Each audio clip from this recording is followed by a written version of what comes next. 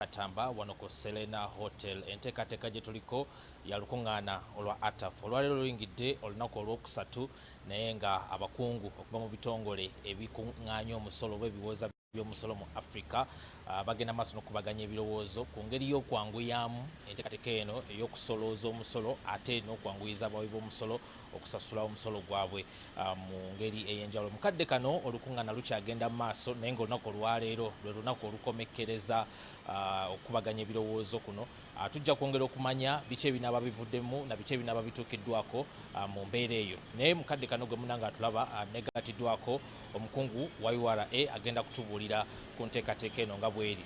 Olukuŋŋaana luno oba ebikujjuko by'okujaguza emyaka 10 kasookedde ng'olukuŋŋaana luno oba olukiiko luno lwa ATAF lutandikibwawo lutambulidde ku mulamwa ogugamba nti obuyiiya n'okweyambisa tekinologiya mu kulambika n'okutereeza ensolooza y'omusolo. Kakati twagala kumanya lwaki ku mulundi guno musinze kwetegereza nnyo buyiiya na kweyambisa tekinologiya, kigendererwa kye kikulu nga bw'obuuza ne ku batulaba nnyabo. Webale nnyo neyanziza okuba ku mpewo za BBS Telefina amanya n'eddoboozi nze Rita Muzira okuva mu office ya Commissioner General wa URA mu office eya mawulire. Omulamwa guno tukubiriza ku nti ensi kati etambulira ku digitalization nti oyinza obeera waka no ordering ebintu online, buli kimu osobola okikolera online nga totuuse ekintu ky'ogula we kiri.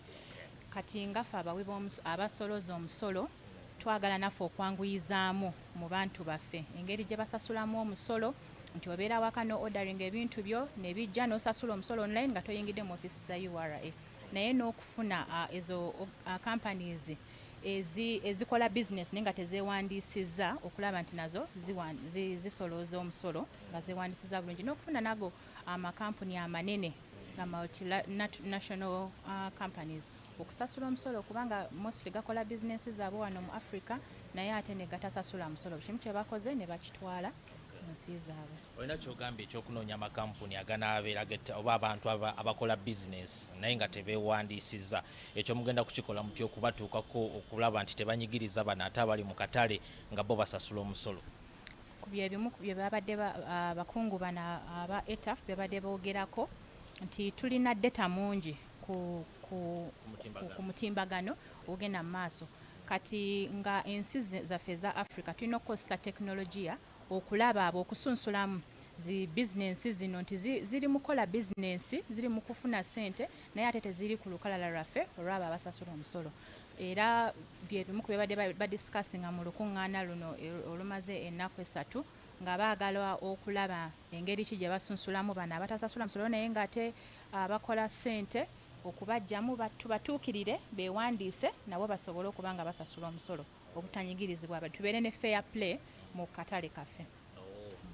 Kakati kino kigenda kweyambisibwa kitya? Tekinologi ono agenda kuba nga n'abantu ba bulijjo basobola okumukozesa oba mmwe nga system z'abano abawooza b'omusolo mwe mugenda okuba nazo oba zirina n'engeri gye zigenda okwongera okutuuka mu bantu nga n'omuntu oba omusuubuzi nga naye asobola okweyambisa tekinologi oyo okumaliriza byonna? Kigenda kuba tuwe kubanga tulina aba service providers betukwatagana nabo already twatandika ddeera okukikozesa.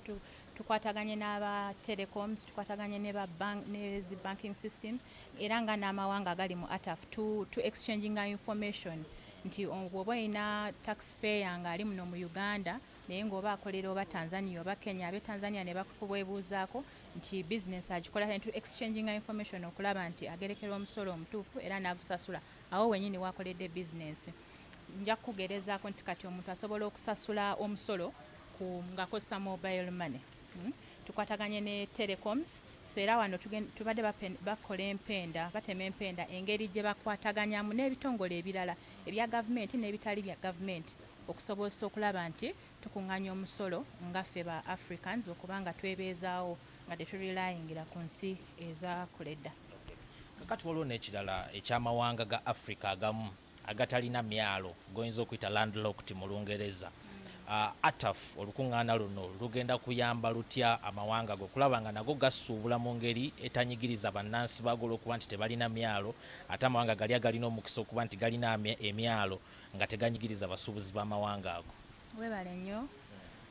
ekitongole kya ATAF nga bwe mukiwulira nti African Tax Administrators Forum kitongole kigatta ba tax administrators ab'omu nsi zonna eza Africa nga bakolaganira wamu okusobola okulaba nga Africa twesoloozamu omusolo nga ffe bennyini okuyamba ensi zaffe nga tetulirayo nga bweru. Kati bw'oba gwe ng'oli landlocked tugenda kuba nga tukolagana, tugenda kuba tubadde olweda tukolagana nga okolagana n'eyo ensi eya Africa eriyo ku mwalo okuyambagana okulaba nga twesoboza okufacilitatinga trade. Tuli mu kukikola ne Kenya, tukikola n'ensi endala eziri ku myalo kubanga omulamu omukulu ogwa African Tax Administrators Forum kwe kusoboza Africa okuba nga esobola okumobilizinga revenue okwesoloozamu omusolo nga yo nga Africa kubanga gali awamu ge galuma ennyama nga bo nga tetulirayenga ku aid. So tukwataganira wamu tukoze agreements, double taxation agreements between amawanga ga Africa. So n'okuyambagana twewa amagezi, tuwewa technical support, tukola research okusolvinga ebizibu byaffe nga ffe aba Africa nga tetukopa nsi ziri eza developed countries. Njagala otulengezeeko mu lukiiko luno lwa ATAF emirimu gino lugikola lutya kubanga bwetuwulira nti kati ensi n'olunaku lw'eggulo Sierra Leone yeegaseeko kitegeeza ensi zeeyongedde obungi. Emirimu gino bagitambuza batya? Bonna abantu 40 batuula omulundi gumu ne bateesa ku kintu kimu oba bagenda bakutulamu obukomiti obw'enjawulo? Weebale nnyo.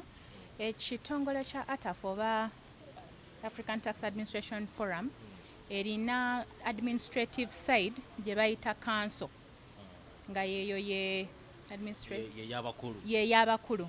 Abakulu abo eriko akakiiko eriko abantu 10 nga kuliko chairman ne committees endala eziri in charge of ebintu ezibugiriza chairman. Ng'okwo URA yesimye, Uganda yesimye nti etuula kakiiko nga council member mu akakiiko akafuzi. Then after the council balina the technical committee gye bayita secretariat etuula South Africa eggwandisizo. Kati eggwandisizo yerikola the actual technical work. Era okwo kuliko abakugu ababadde mu tax administration. Ojja kulabako former commissioner generals, former commissioners in domestic taxes, in international tax, be batuula okwo abakugu. Akakiiko ako katula South Africa. Kati kuliko abantu bangi abava mu nsi zonna eziri mu ATAF. Kuliko n'abamu ku batuwa obuyambi abamawanga amalala okuyambako, okuwabula, okuwa amagezi. Kale, ekigambo kye kisembayo? Ekigambo kyange ekisembayo kiri nti twebazizza nnyo aba ATAF okudda e Uganda after 10 years kubanga wano baselecting okulaba nti ani asinze mu bannaabwe mu tax administration, n'ekirala okuba nti omulamwa gwali on point okulaba nti tukozesa teknologiya okuyamba abantu baffe mu kusasula omusolo nga tebabonaabona, naffe bennyini abakusolooza omusolo nga tugusolooza mu bwangu okuyamba ensi yaffe.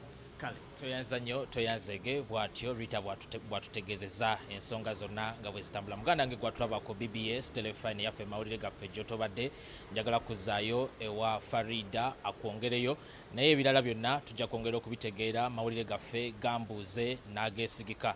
N'olwekyo temuva ku BBS telefone yaffe. Nze Annie Walkatamba wano ku Serena Hotel mu Kampala.